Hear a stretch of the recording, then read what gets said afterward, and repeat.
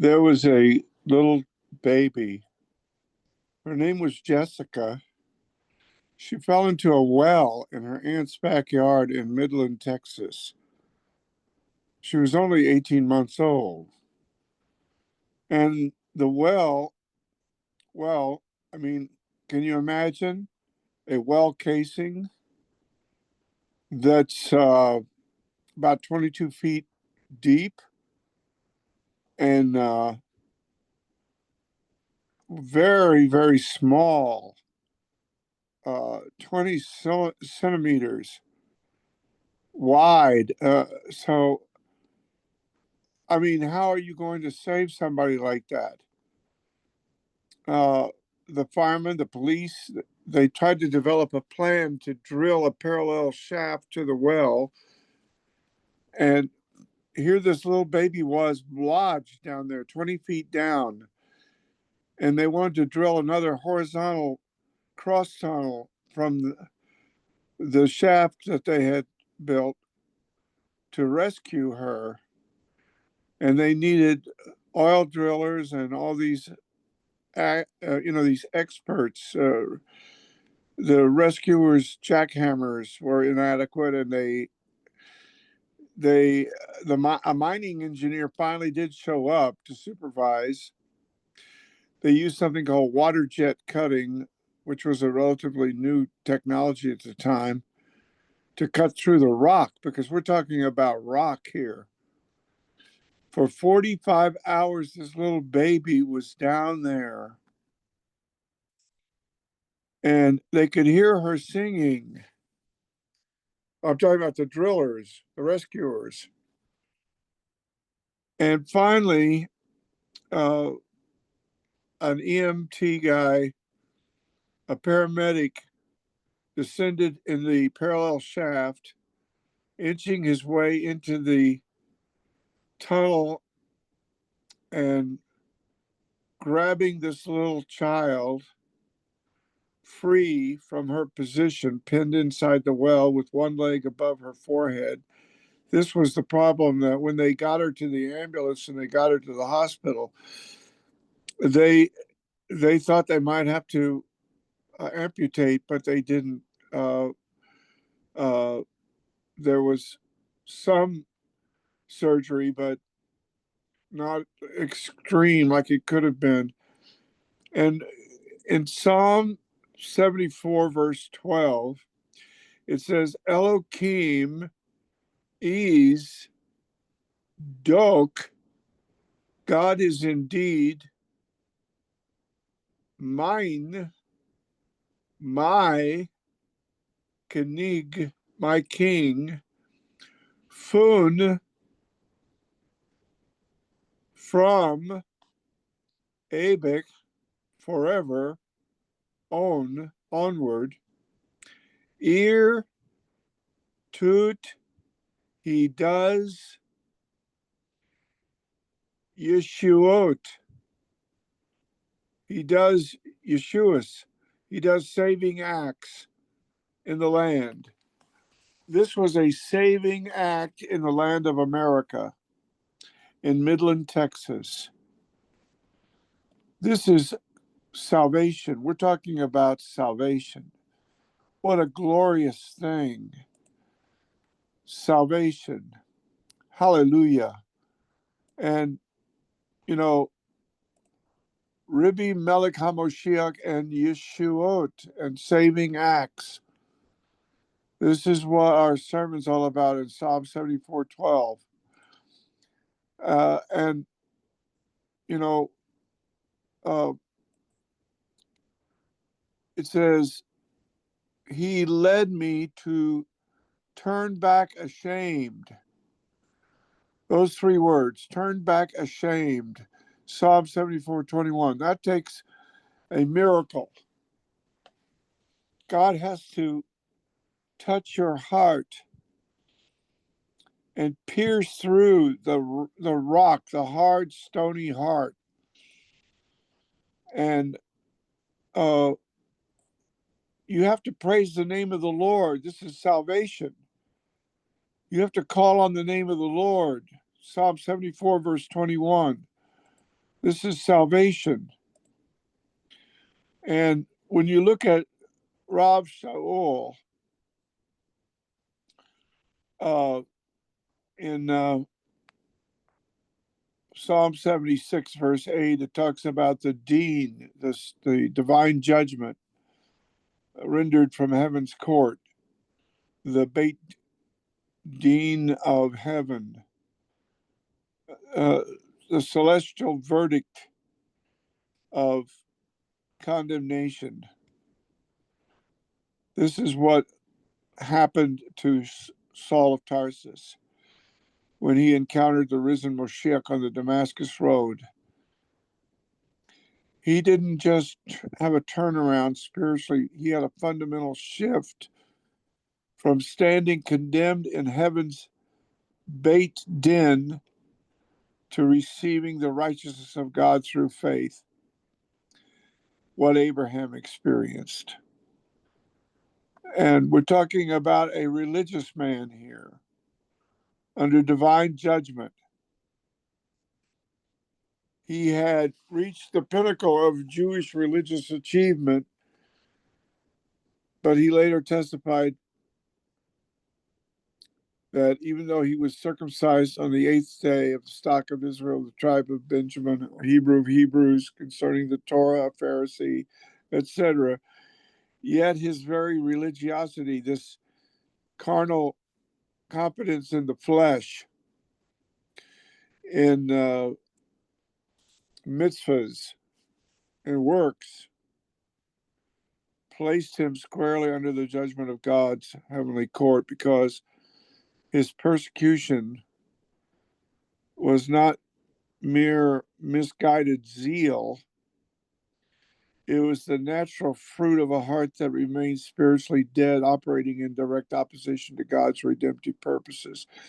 Blind, a blind shepherd leading the blind. And the divine court has a verdict against the unregenerate religious man. And that verdict is unequivocal. Despite external conformity to religious observance, the heart remains deceitful above all things, desperately wicked, Jeremiah 17:9. And although outwardly blameless, according to the Torah's demands, inwardly breathing threats and slaughter against people who had been redeemed. And when the glorified Moshiach appeared to him on the Damascus Road, heaven's judgment was proclaimed. The voice from heaven declared, Shaul, why do you persecute me?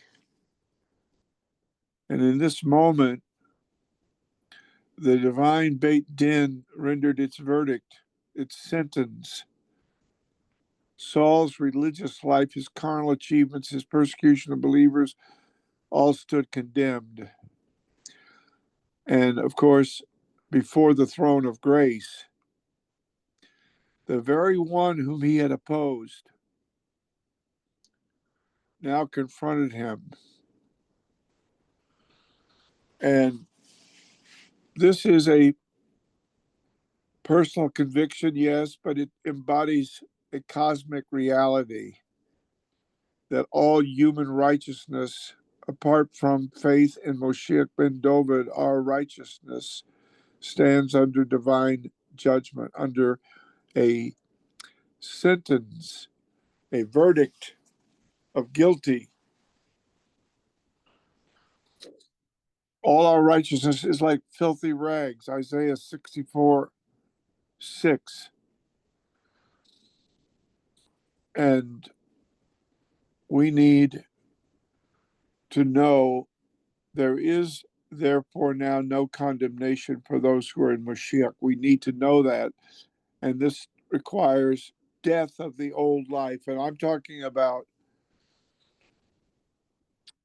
I've been nailed to the tree with Moshiach. It is no longer I who live, but Moshiach who lives in me. Galatians 2:20.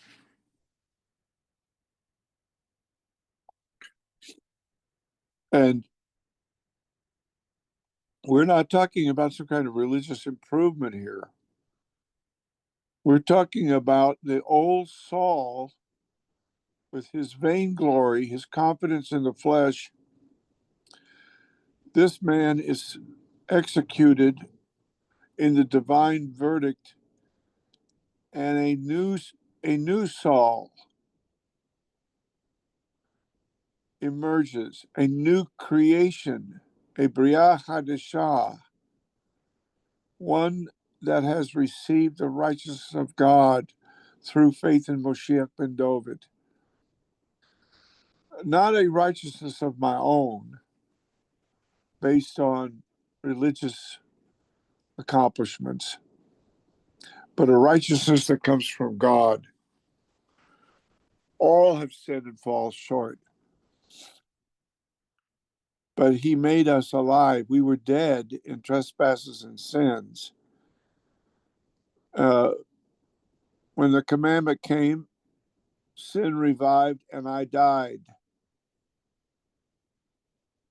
The Torah that I thought I could use for merit actually pronounced my condemnation. For as many as are of the works of the Torah are under the curse. Cursed is everyone who does not continue in all the things that are written in the book of the law to do them. Galatians 3:10. So if we try to stand on the mitzvahs, there's a curse. If anyone is in Moshiach, he's a new creature. Old things have passed away. The Damascus Road experience created this new reality. And now we want to be found in him, not having our own righteousness, but that which is through faith in Moshiach, the righteousness that is from God. Hallelujah. It says, although I was formerly a blasphemer, a persecutor, and an insolent man, I obtained mercy because I did it ignorantly in unbelief. And of course, we know when he fell to the ground, he heard a voice speaking to him and saying to him, why are you persecuting me? It is hard for you to kick against the goads. Knowing this, that our old man was nailed to the tree with him, that the body of sin might be done away with, that we would no longer be slaves of sin. He is the just one and the justifier of the one who has faith. And I'm talking about Moshiach ben David. And so there is a judgment. And tonight I want to thank the Lord that in 1971, when I was sitting in that congregation and the tears started flowing down my face, and I knew that the sentence of condemnation was on me, that I had fallen short, that my life without Moshiach ben David could not go on, that I had to change paths, get off of my path. All we like sheep have gone astray. We've all gone our own way. Get off of my own way. And at that crossroads, go on his way. This was where salvation began for me. And this is how salvation comes. When you realize You are in trouble with God, and you need to escape the condemnation and the judgment and the sentence that is otherwise going to fall on you, that fell on Moshiach for you, that you might be delivered from that very same condemnation.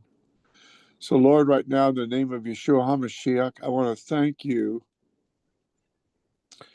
for Psalms 74, 75, 76 that I meditated on today as I was making a Yiddish English interlinear, and that you brought me back to 1971 and you showed me how these spiritual things came to pass in my life.